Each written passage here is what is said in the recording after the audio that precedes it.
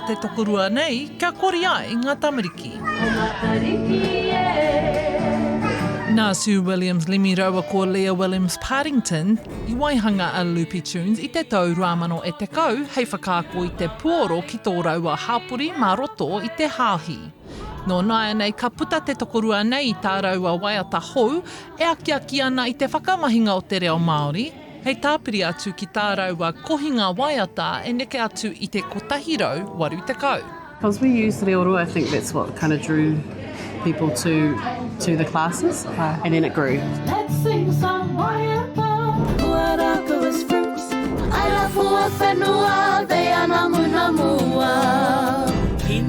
Kina feke. One of our main goals has always been to normalise the use of te reo Māori, but also like just for our babies, whether they're Māori or not Māori, to just be hearing it normally. We should have a new waiata coming out in 2 weeks. Te reo Māori, give it a go.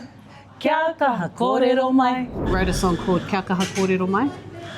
So it's just a song to whakamana everybody and anybody to use whatever they have. Yeah.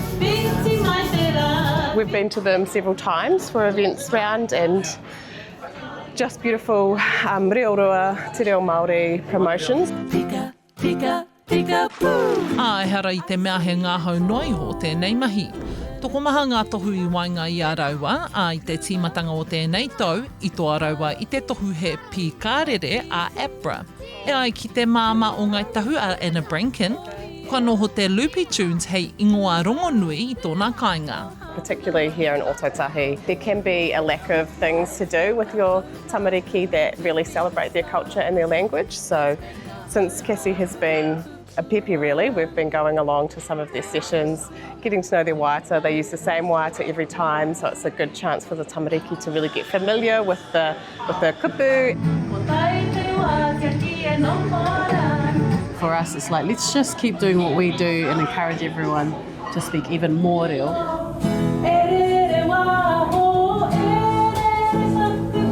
Ka haere tonu ngā akomanga I ā-wiki, a ka tū te konohete mo te wāhanga tuatoru o te tau a te hepetema, ka tahi, hei te toru te kaumātahi o Hūrai, ka tū te pāti whakarewa I te waiata hou ki Ōtautahi.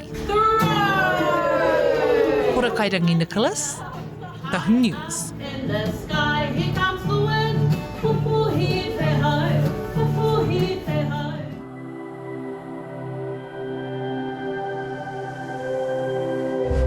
Ko te reo, te take.